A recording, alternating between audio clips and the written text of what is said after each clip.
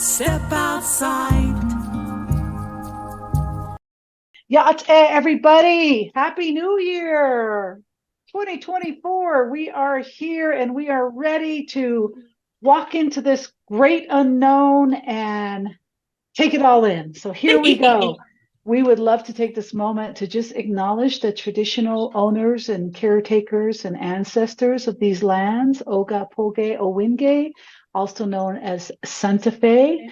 Thank you all for having us. And we'd like to also take this time to just thank everybody for taking the time to be here with us this evening, because, there's one thing that we can't buy, we can't own, and we can't invest, and we can't store, and that's time. So thank you for your time this evening. And in the future, when you watch these archives, thank you for your time also. So Dr. Sheila Rocha is agreed to spend the evening with us for the Indigenous Ways Wisdom Circle.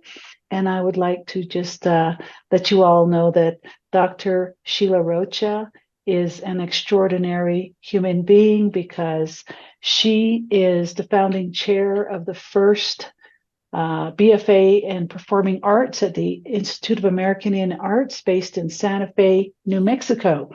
And this is the first in tribal college history. And I'm assuming that it's just going to blow up and expand, because Native theater is something else.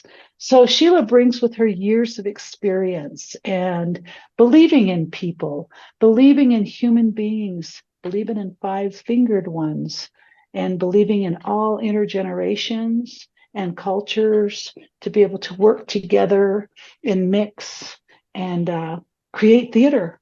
So we'll see what theater means to Sheila tonight, and many other things. So let's take a moment to just thank you, Sheila, for being with us this evening. And can you start off your evening by telling us a little bit about yourself?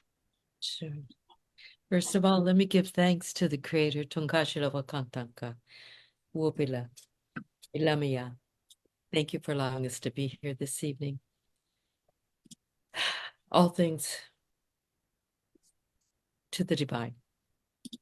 I have to say thank you, first of all, to my beautiful friends, Tosh and Elena, the ASL interpreters, and all the beautiful people that are here tonight, because this is a sampling of what Indigenous Ways is all about.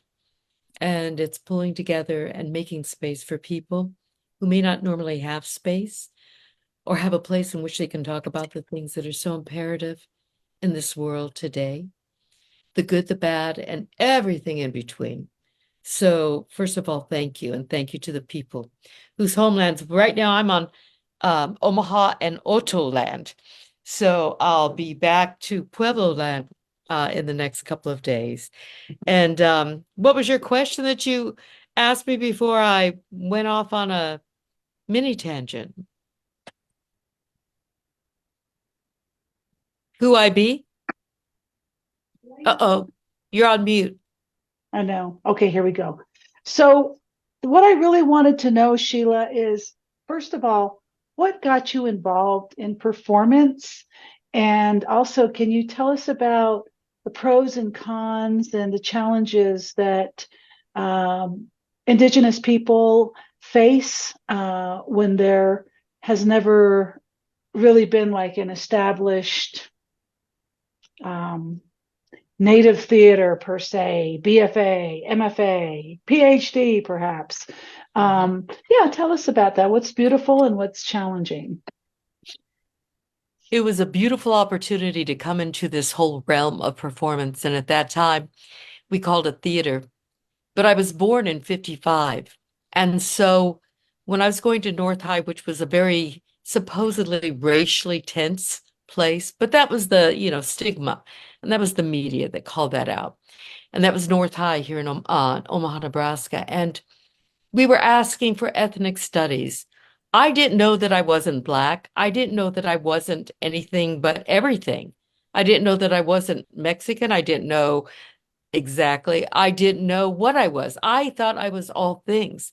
And that felt good, because when kids came together, particularly kids of color, we were all intermixed and interactive. And my family is very mixed, from indigenous Puepacha people to African American to Chicano, and a little bit of everything else down the road. And so when I was at North High, we had this big demonstration where most everybody walked out. There was a lot of racial tension. And me and my cousins, we could kind of just slip through and go wherever we wanted to, right?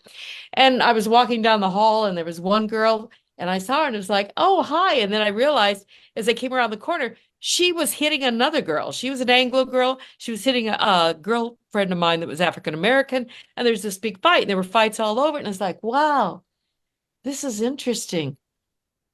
All because we asked for ethnic studies and they wouldn't give it to us. So that all passed. So after we sat through the Black Panthers presentations and we came back to school a few days later, and suddenly they said, you know what, my theater class, we're going to do a show called Young, Gifted, and Black. And we're going to open it up. Who wants to audition? So immediately that I could relate to, right? And so I jumped on and I thought, wow, there's really no place for me in that because I was brown and the dichotomy was black and white pretty much. And of course, the African American kids said, girl, you mix. You just come on over here. You with us. And then the Anglo kids, they were just like, we just want to have fun, make music and perform. And so what we did is we created the first African American theater performance in Omaha public school history, which was followed by the first African American literature class in Omaha public school history.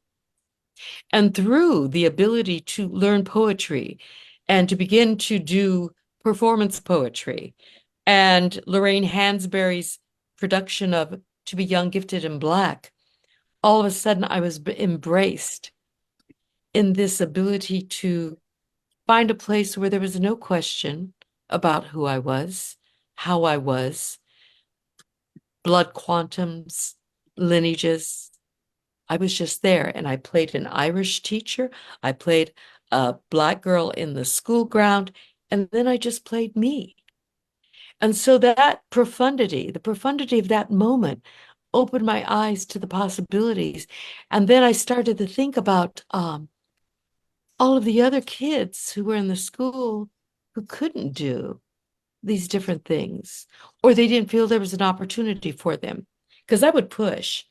And if nobody invited me, I'd just go and say, hey, I'm here and I want to do this. So as I got older, then finally, after I had a couple of children, I got a call from a local theater and they said, hey, we're going to start a multicultural theater initiative.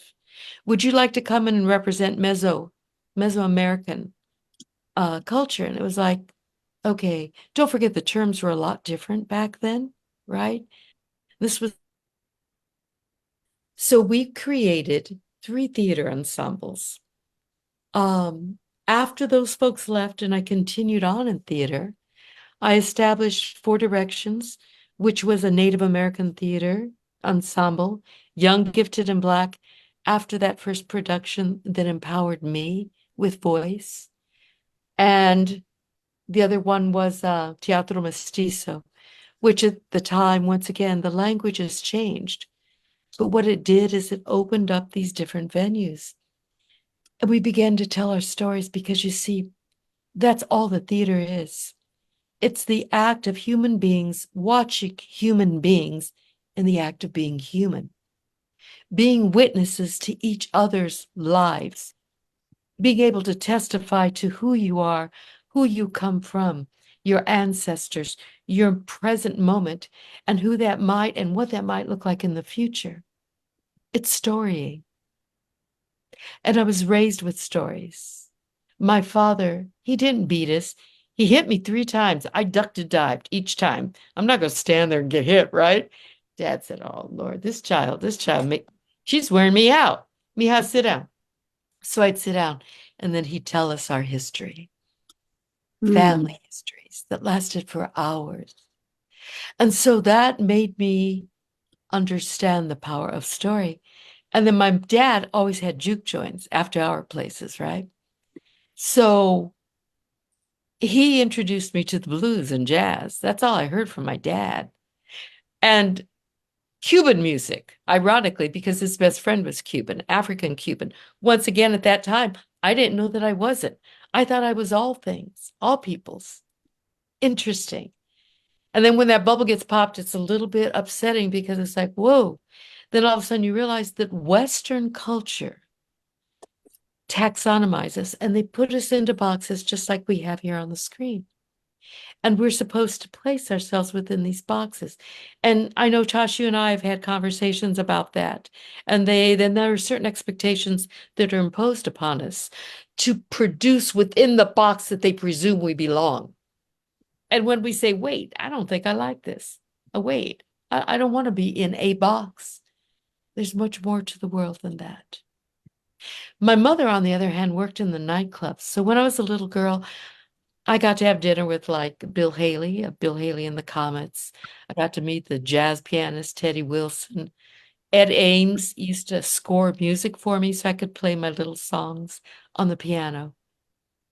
And so all of these factors came into play. So I always thought to myself, I want to go to IEIA. And it's like, oh, okay. Yeah, but I got kids. Well, maybe I can go now. No, I need to do it fast and quick. And I'll do it from here because the kids are still at home. So I went ahead after I had my brain tumor. They removed that. And I decided it's do or die now, girl. It's time to get it done. Whatever it is I'm going to do, go for the gusto. Wow. And so within 10 years, I got my bachelor's degree, my master's in English, my MFA in creative writing. And then ultimately, within 4 years after that, I completed my PhD. And what I realized was that for the community and the Indigenous community at that time, I was very much involved in ceremony, that I was able to offer opportunities that we had never had as Indigenous people specifically. Indigenous, what did that mean? It meant Mm, the mm. tribes from here. It meant people who were Africans born in America, and it meant Indigenous people from Mexico. Because as my friends of the Omaha Nation used to tell me, Sheila, your peoples come from the biggest reservation in all of Turtle Island, Mexico. And we used to laugh about that. And out of that came these beautiful productions in which we could embrace up to 17 different tribes at times that participated and work with the artistry, the poetry of people like Laura Tohe at that time. And I'll chuckle as a preface, Allison Hedgecock and Lois Beardsley, Ojibwe. And they all contributed to this production, one particular production, Sacred Sites, in which we celebrated the 38, the Long Walk. We celebrated everything that was significant to the peoples that were in that production. And what I realized at that time is that theater is not just people watching people being people. It is the implementation of healing through ceremony. And all story is ceremony. Hence, all story is ceremony, and all ceremony is healing. Now you have the capacity to do other things with it. But if you choose to do it for the purpose of healing, then you magnify the history and the presence and the endurance of Indigenous peoples. You reclaim voice and you give that voice to them, and you don't do anything in that performance or playing space without the approval of the elders and without all of the voices of the people that comprise that story, whatever that looks like. Wow. That is,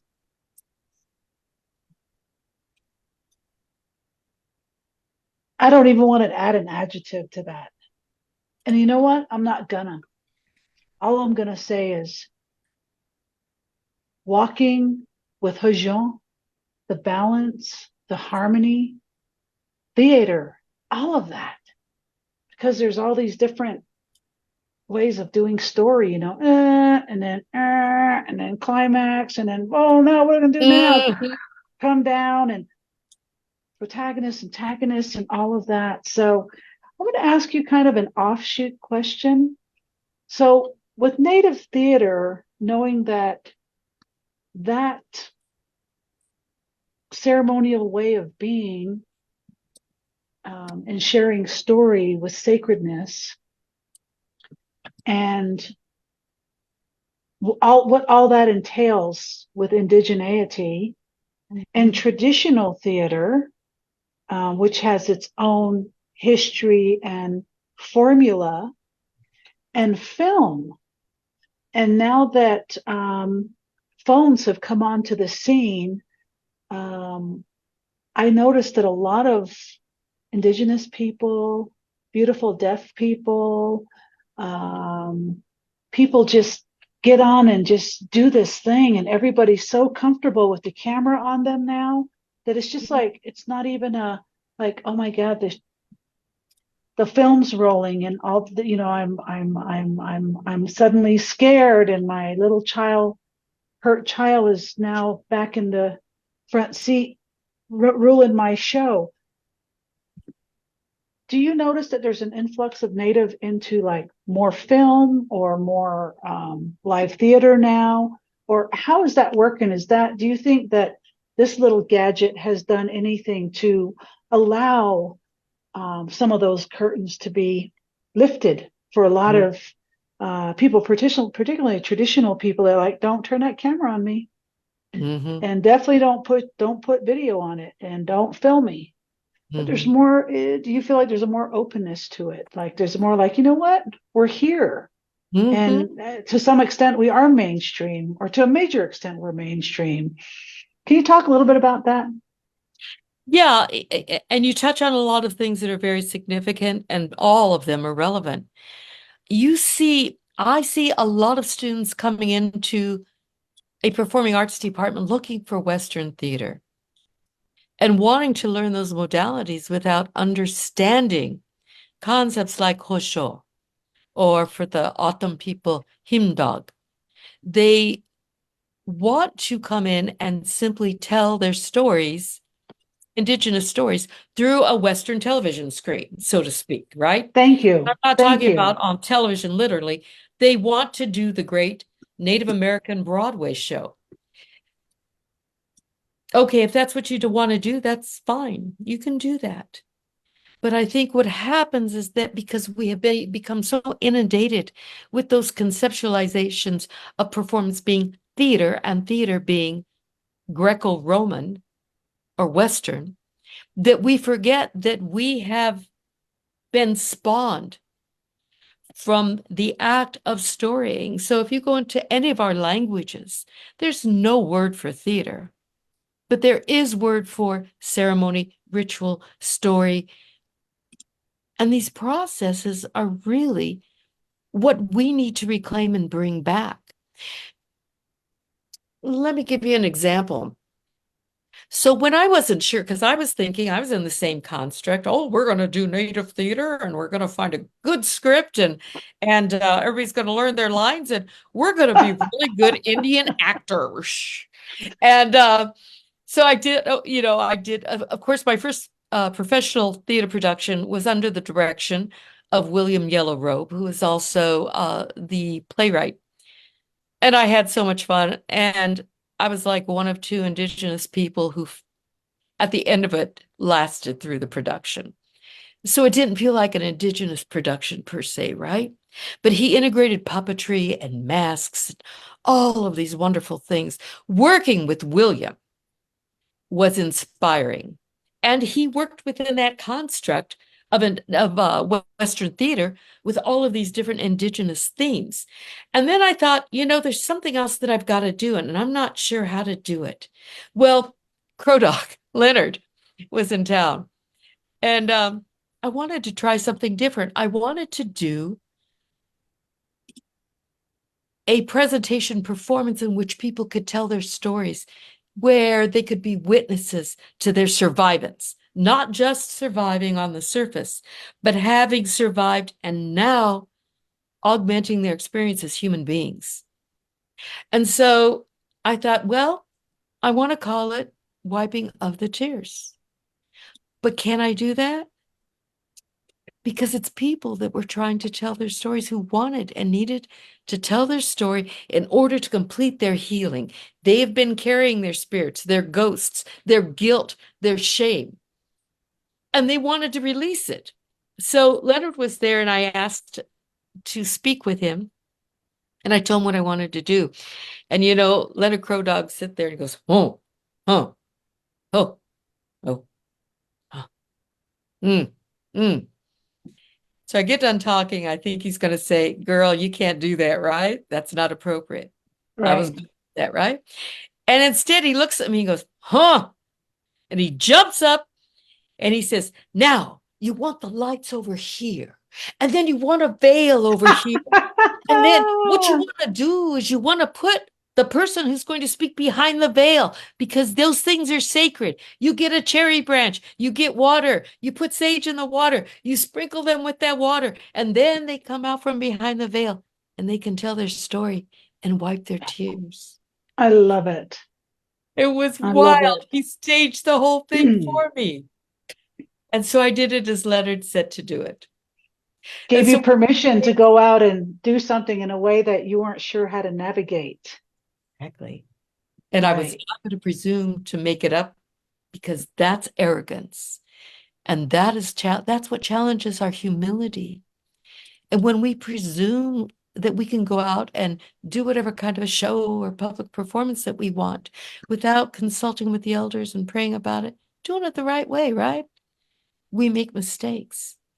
And we've all seen people do that and get scolded after the fact. And that's all right, because that's how we learn, regardless of whether we're 23, 43, or 83. And so after that, it was like, okay, I'm starting to get this. So then I worked with Jerome Keel Small a little bit, an elder from up north, ceremonial man.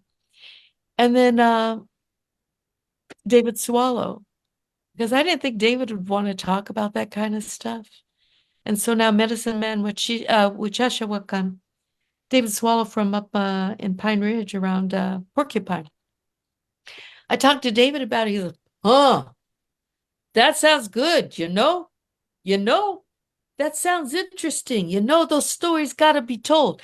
And then we sit there for 1 or 2 hours and listen to the stories. And that's our teaching of how to do these things the right way. That's beautiful. That's beautiful. We just came from overseas, and we were blessed to go to a play in Brisbane called Ruthie, Are You There? And this play was a story written by Ruth, who was 94 years old and was a part of the stolen generation, and went into a dormitory stolen generation setting in Sherbert, in Queensland, I think. Mm-hmm. And she wrote her book, and then Leah Bursell, who's a famous actress now, and she's First Nations Aboriginal from Australia as well, promised 25 years ago that she read that story and said, I'm gonna turn this into a live play. So somebody got her attention recently and said, hey, I think it might have been Ruth, what about this thing you were going to do? So by now Leah's like big time. She's on several Netflix shows, like significant, if not star of the show actress. She's amazing. Keep her eye out for her. She said, I'll do it. So she got the Indigenous First Nations choreographer. She got the whole crew, all women, and got this thing started. So we actually went to the last showing in Brisbane, and it was a huge theater, and it was sold out. And we went with Auntie Jo, Joanne Wilmot, who's been on this show before. She lives in Adelaide and in Northern Territory. So she got us tickets. So we met her, and we sat like in the second row, and there was these aunties, these from the dormitories from the 1930s and 40s and 50s and 60s, kind of in the front. And then the rest of the audience was all these non-Indig, probably mostly Australian citizens that came in on the boat. Their ancestors came in on the boats. It was amazing. It was amazing to see that kind of production happen. So incredibly professional, jumping in time zones, and two First Nations actresses changing, going in and out of character and time from baby to teenager to adult to elder to matron to officer and it was just so amazing to see. That was so incredibly empowering.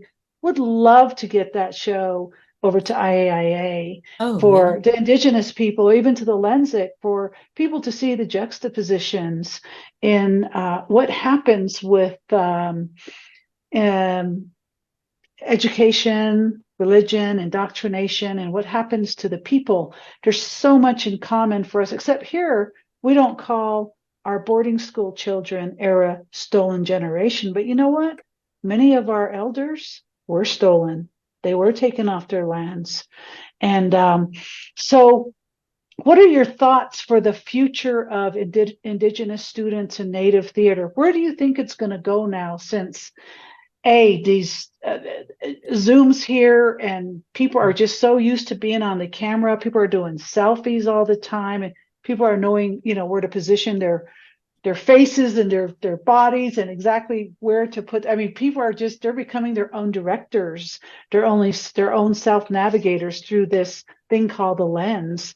Where do you think this is going? I mean, look at what happened. Was it the Emmys and all this stuff? It's just Natives are going to be getting Oscars. I mean, what do you think?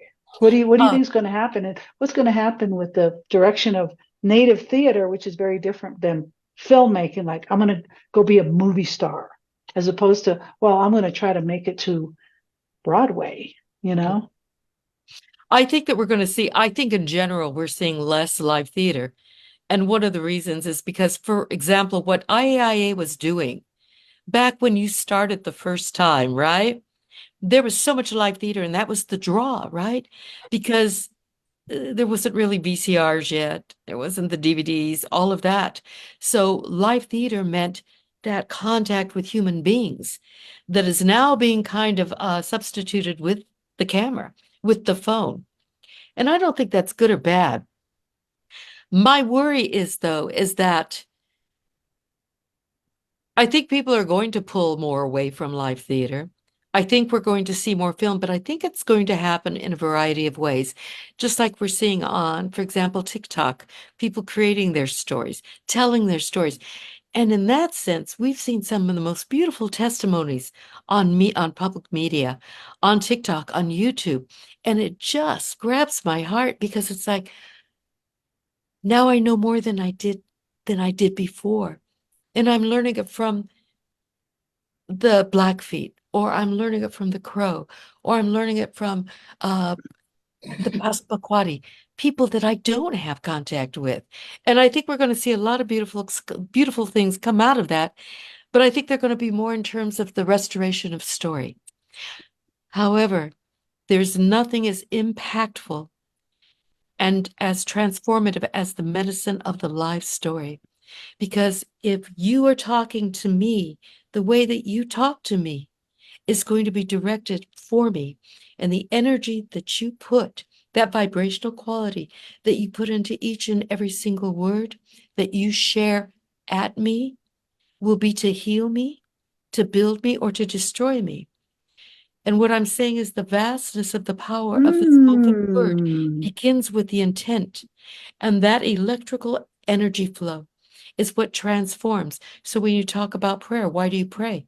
Because of the energy within the intent of the people who are saying the prayer is creating this orb of healing light that transforms. That cannot happen in the same way that we do with film or stagnant material. And film, like books, is stagnant. We can't stop and say, wait, the story has to be different, or I think we should think about this, or you know what, everybody? I think it's time for us to stand and sing an honor song. We can't do that in film. We can't do that on the phones because it is, once again, to a degree, didactic, just like Greek theater was. So Greek theater was the beginning of that didactic performance. This is what the truth is, and here it is before you. Love it, eat it up, and believe it. So we have to be cautious about what we put on these static, stationary formats of performance theater story. I think there are beautiful things that come out of it, though. And we see things like Gary Medina Cook's Hadisaro, that documentary on northern New Mexico and the entrance of the Comanche enslaved peoples, the story of the Pueblo enslaved peoples. That story wouldn't be there had it not been for film, had it not been for a Genízaro who was telling his story and the story of hundreds of others in northern New Mexico. Forgive my voice.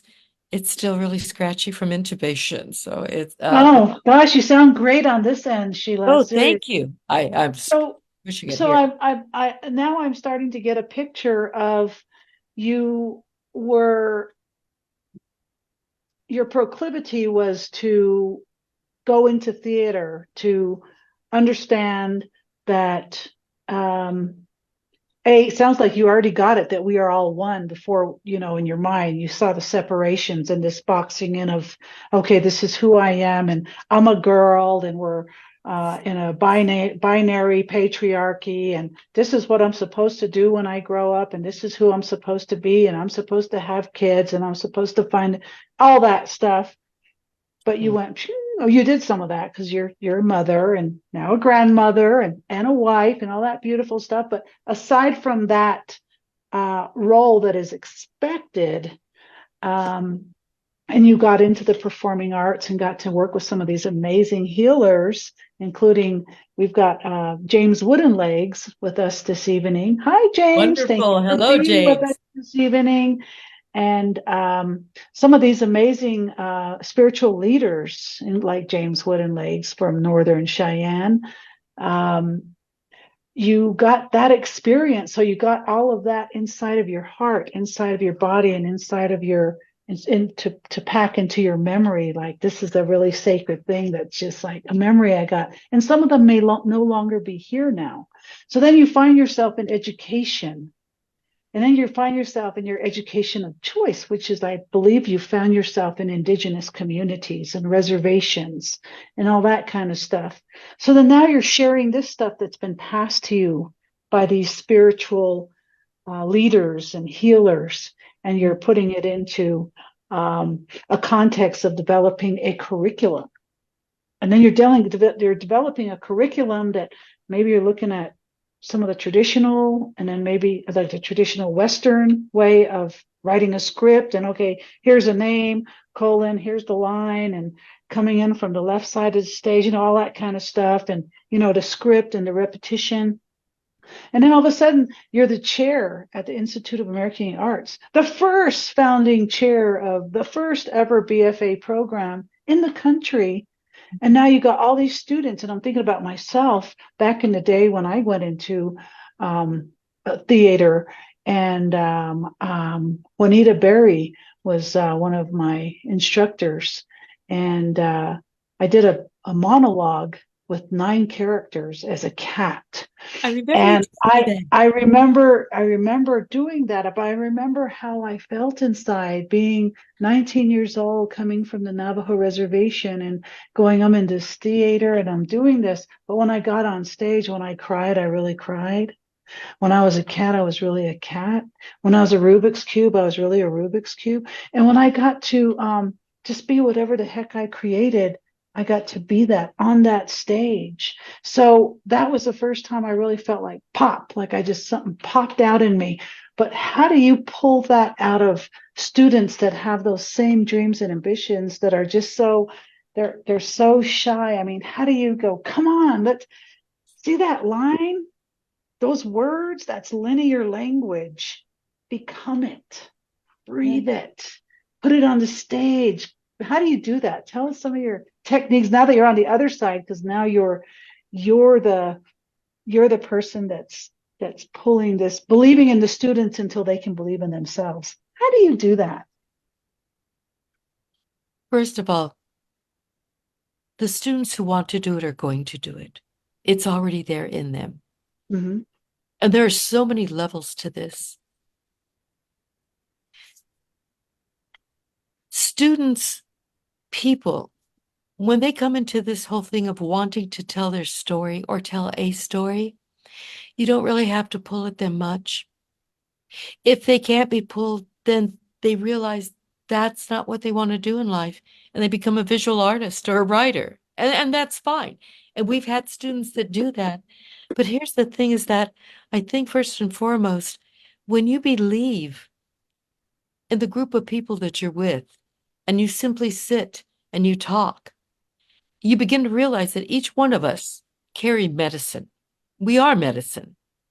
Yes. There are the holy people, there are the sacred ones, there are the ones who communicate, the interpreters, but each of us carry medicine.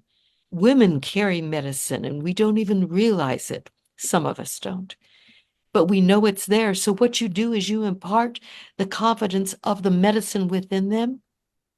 And one of the ways that I found the best way to do this is that you break away from the Western construct. If you're afraid of doing a speech class, then don't do the damn speech class because it's imposing upon you in a bad way. But if I invite you to build a 21-foot puppet, which represents the creation of the universe, and you crawl under that puppet and you carry the midsection or the head of the puppet or the arms of the great mother, the spider woman, then all of a sudden you don't have to worry about Western constructs of theater and the way that they torment you or challenge you Okay. or frighten you. Puppetry. And we're the only one of the few schools in the nation that even teach large scale puppetry, and the only TCU probably that will ever teach it. But we recreate our stories because remember the old ceremonies, the ones that aren't here anymore as well, where everybody came together to what? To reenact the creation of the earth, right? Their creation. Whoa, you're And the absolutely only, right. yes, and the sing ways, the night ways. For the Cheyenne, it was the Maasam. And these were all to maintain balance of the earth. And the predictions, the prophecy said, when we stop these ways, then we will no longer exist as a people.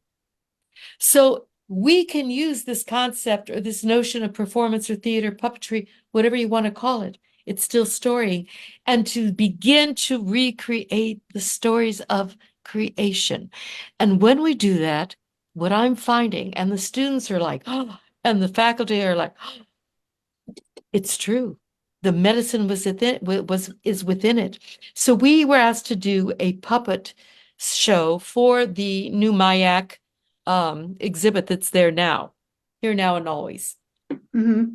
And what we did is we reenacted with the help of an elder from the Manza Apache, way down south along the border. He came and he told us some of the stories of the old Avanyu serpent, water serpent, and forgive me if I mispronounced it, Pueblo people, and Mm-hmm. how it came up through the earth and it brought the water and the people came behind it. And then somebody said, yeah, and then when you're looking for water, you follow the hummingbird. Okay, and we brought that in. We created all of those puppets, and it was during the fire up in the Santa Fe Mountains. And we went up there to try to rehearse, and the dust storms were so fierce we couldn't even see 30 feet in front of us. And we went ahead and built the puppets. We took them up there. We prayed over them. We offered them tobacco for those who use tobacco. We offered them cornmeal for those who use cornmeal or corn pollen. And we were ready for the show. We did what you would call the dress rehearsal. And all of a sudden we noticed it was starting to look kind of cloudy. And we said, okay, that's all right. Next day we came with the puppets. Everything was ready to go. And the heavens opened up. And the rain came, and the rains came, and the rains came, and they put out the fires, and they watered the earth, and the flowers bloomed, and it hasn't stopped since then. And the snows have been coming. And we went out and we gave thanks because we do believe, and I believe from the bottom of my heart, it was the performance of the ceremony that thanked the earth, that told the story of Yes. balance, and Hojo Yes. returned to the Santa Fe Mountains. And that is how I think that if we truly want to proceed forward in performance, that we need to be inclusive of the significance of ceremony and how we carry that medicine within us. But we have to ask for it in the good way, in the right way, according to our tribes or the tribes with those that we are working with. And when we do that, I see it over and over again, girl. The I medicine. think you hit on it.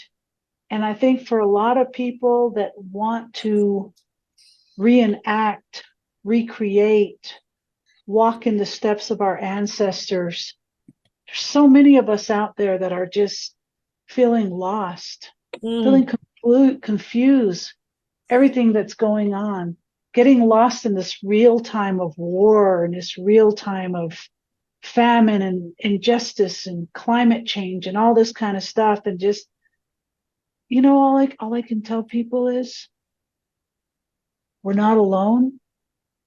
Our ancestors are with us. Mhm. We're walking in their DNA, man. We're Mm, walking on Mother Earth, an embodiment of who we are. mhm, Just do the next best thing. That's mhm. all. That's it. And I think we can do that. That's what keeps me going because believe me, I watch and I listen because I want to be informed. But sometimes it hurts. Sometimes it hurts to be in real time that this is allowing us to be in, which wasn't allowable in 1920, 1930, 1940, Oh, yeah. 1950. I mean, there was a lot of stuff going on, but none of us knew except where we're at. And if we're so lucky to have a TV with 3 stations, or mom and pop got the newspaper once a day, Gallup Independent, Navajo Times, and could read English, we might Mm. hear it over the dinner table. But I mean, a lot of us didn't know what's going on. So whether we read or not, we see pictures. So just next best thing. That can be the ceremony. Oh, yes. Say, Oh, what do you yes. say? And if we don't restore the earth and what is given to us, and if we don't wopila and give back that reciprocity that's necessary, things will continue to dissolve. So for these ceremonies that we've lost, if you go back to Leslie Marmon Silko's ceremony, and what was it, Betoni, that says we have to create new ceremonies now That's it. because the monsters are new. There are different kinds of monsters now. Yes. Be prepared for them. And so we have Yes. to create, not to undermine or change the old ceremonies. No, that's not for us to do. They are still relevant and they're powerful and they will go on. But there are other things that we're going to have to do for these new monsters that are coming in from all around us, and be Thank prepared you. for that. And do not be beguiled by what they offer us, but to see. Yeah. Thank you. That's great. Sheila, thank you for believing in us. Thank you for being a part of our world family, Indigenous Ways. Thank you for being you, for the students at the Institute of American Indian Arts and everybody in Omaha, your family. Thank you most of all for joining our circle tonight for this sacred hour with Sheila, you. And the last thing that I want to say is our theme is ancestrality. They whisper me through, not through me, but it says the wording. See that English wording, ancestrality. They whisper me through. And that is created by our board member, Nicole Oxendine, who's with us tonight. She's from the Lumbee Nation. Hi, Nicole. We love you. So can you talk to us about what that means for you just right off the cuff? Boom. They whisper me through. Are you talking to me? Yeah. Yeah. What is Oh, that to okay. I you? didn't know if you were talking to me or Nicole. They whisper me through. They're Yeah. inside of us. We are not just one being. And oftentimes, sometimes people think, well, I'm two-spirited. No, this is different. There's more than one being that's within us. And sometimes it changes and it moves and in and out, depending upon which ancestor needs to inhabit our souls, the living soul. And those living souls guide us. Without them, because when we find our darkest moments and we feel like I can't go on, I just want to be done here. And all of a sudden it's like somebody comes and puts their arms around you, or your stomach churns, something happens in your heart and it moves up into your brain. And all of a sudden it's like there's a consolation there. It's like, where did that come from? Maybe it was your great, great, great grandmother or your great, great, great grandfather. And they somehow maneuver you through it so that you survive, because we must survive. And I have to say one other thing.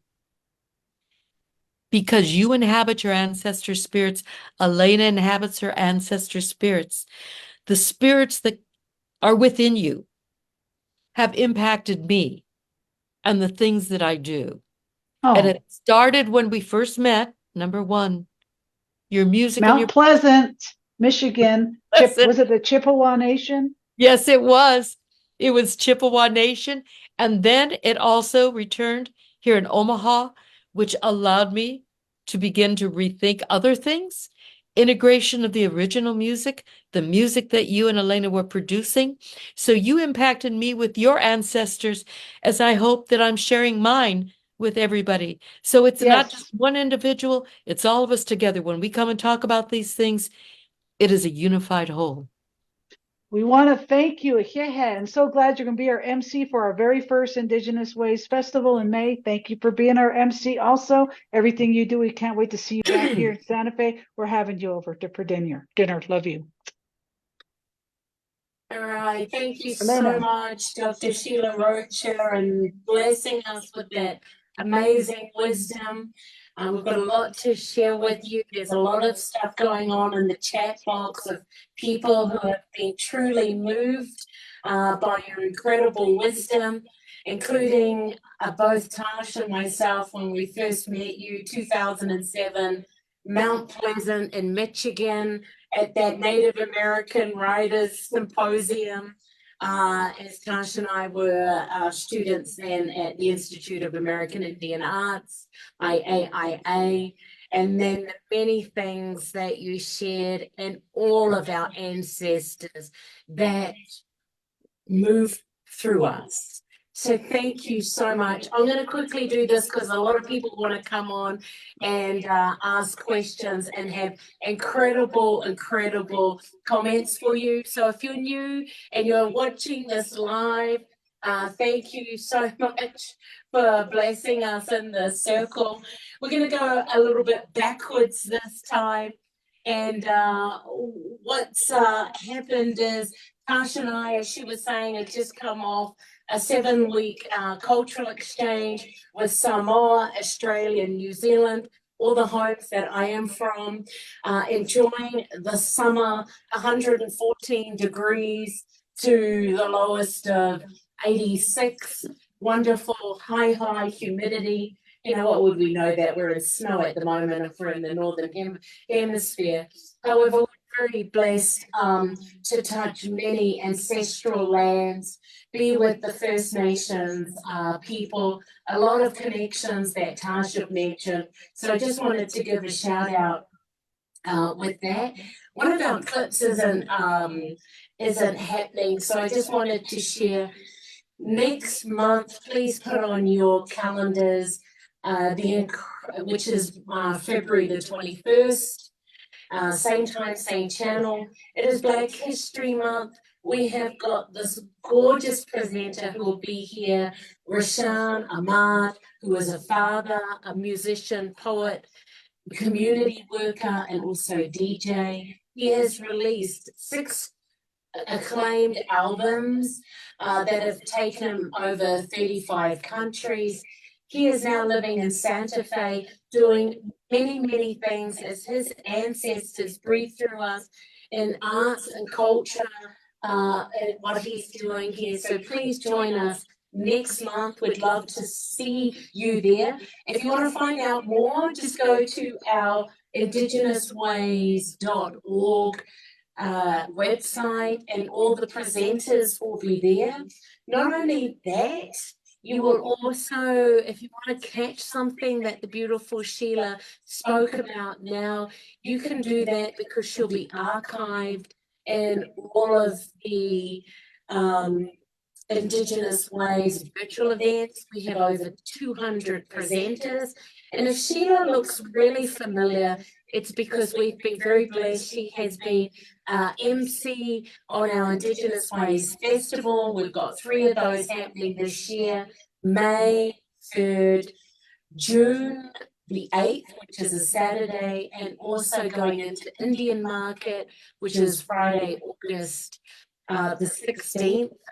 We will be doing those, so we're very excited. We'll be telling you more throughout this series. We also want to thank the National Endowments of the Arts, the City of Santa Fe Arts and Culture Department, and also the Santa Fe Community Foundation, which is the Native American Advice Fund, for supporting the Indigenous Ways Wisdom Circle, also to all our individual donors, of course, our amazing board members. We've got Homer, Judy Shapiro, and also Nicole Shapiro that is in this evening. Thank you for all your ongoing support. Also to our interpreters, we've got who's here, Tristan, who is here, and also Mariah, making access available for all.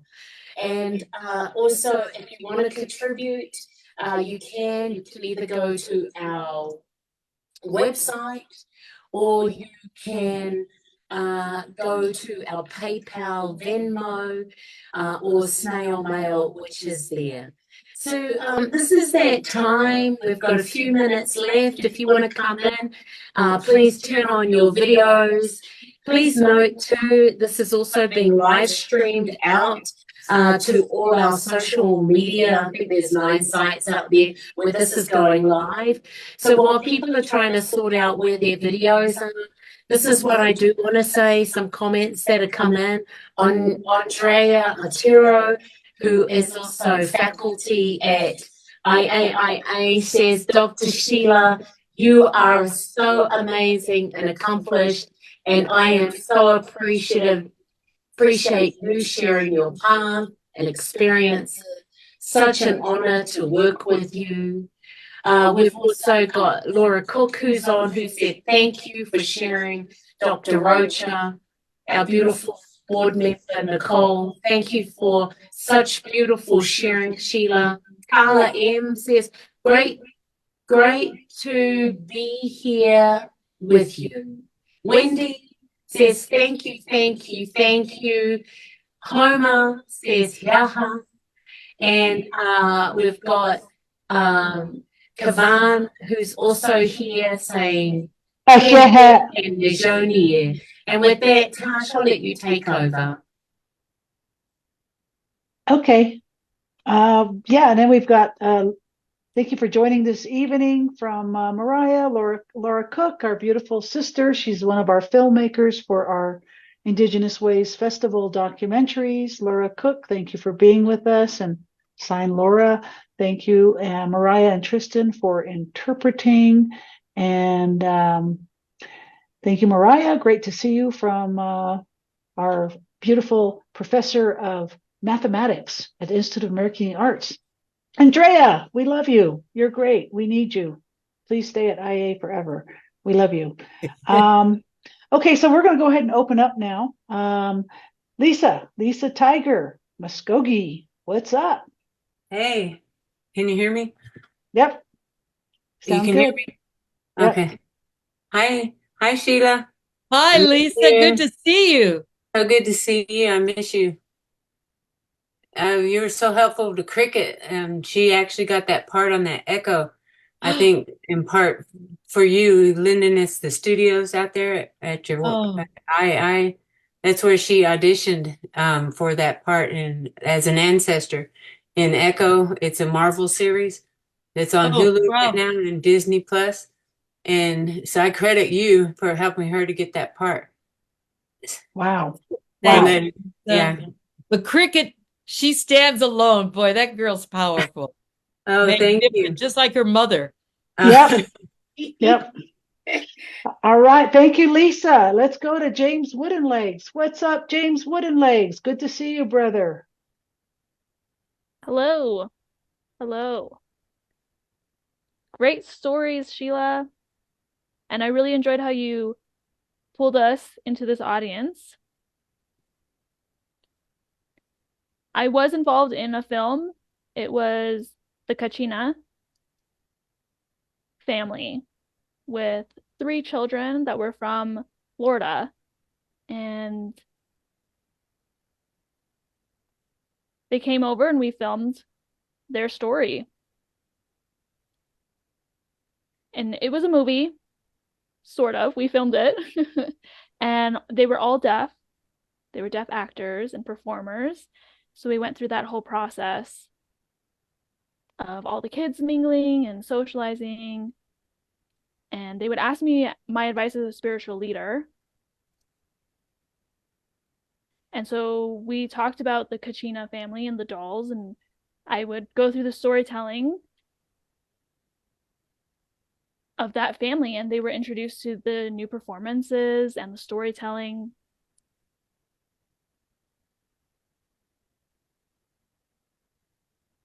And there was one film festival as well that eventually took over. But again, we didn't have sound or audio once they remade the film. And like you were talking with, there was some echo in that sound and audio in that film. And it was tough because it was hard to match the voices and the audio from everything with some of the echoing that was happening. And again, with the deaf characters that were involved, it was a challenge working with the deaf characters and the sound and the audio. But I do appreciate you and making access for all deaf people and equivalency. James, I'd really love to see that film And sometime. thank you for your story again. I really do appreciate it. Thank you, James. I'd like to see that film sometime if it's possible. Yeah, it was like 20 years ago. I'd have to look for it, see if I find it. If I do, I'll lend it to you. Look for it. All right. Well, thank you very much. And I'd like to thank Laura Cook. Would you like to say some words to Sheila? Laura, nice to see you. Hi there. It's nice to see you all. It's just such a powerful message that we shared tonight. I'm very touched and really truly appreciative. And I'm just so lucky to have you share your experiences with us and your stories and your wisdom. So just thank you, and I appreciate you. Thank you for your presence, Laura. You can feel all of those things. Even though we're working with machines, there is still an element of that power that comes through and it impacts us. So we get that energy and we're able to give that energy back. Thank you, Laura. Thank you. And just to shout out everybody, Laura is one of our team of filmmakers that's doing a documentary for Indigenous Ways festivals. So thank you, Laura, for working with the team for the festivals that we're putting together. So Deaf Access, ASL Access. Now we are going to be getting a ramp put onto our stage. So that's exciting news. I'll talk to you about that later. Listen, I just want to take this time to thank everyone, as Tash was saying, for your time. So great to see everyone. Thank you for your blessing, each and every one of us, whether you are here live or watching the recording, wherever you may be. And also all those watching Zoom, social media, also our interpreters, Mariah, Tristan, making access available for all. We're going to look forward to seeing each and every one of you. So put into your diaries, February 21, same time, same channel. We've got the beautiful Rashan Ahmad. You can go to our website, IndigenousWays.org, with all the amazing things going on. But, you know, it's been so powerful. But oh, and Wendy says thank you, thank you, thank you. Scott, and she's got little sound issues, but she said she is so grateful. And Wendy, so are we. So are we for everyone coming in, and that is the essence of presence, the essence of all our spirits, our ancestors that we bring in together, have a huge party. But with that, let's please give it up for the one and only Patty O'Donnell. It's good seeing you, but let's give it up for the one and only Sheila Rocha. Touch the earth.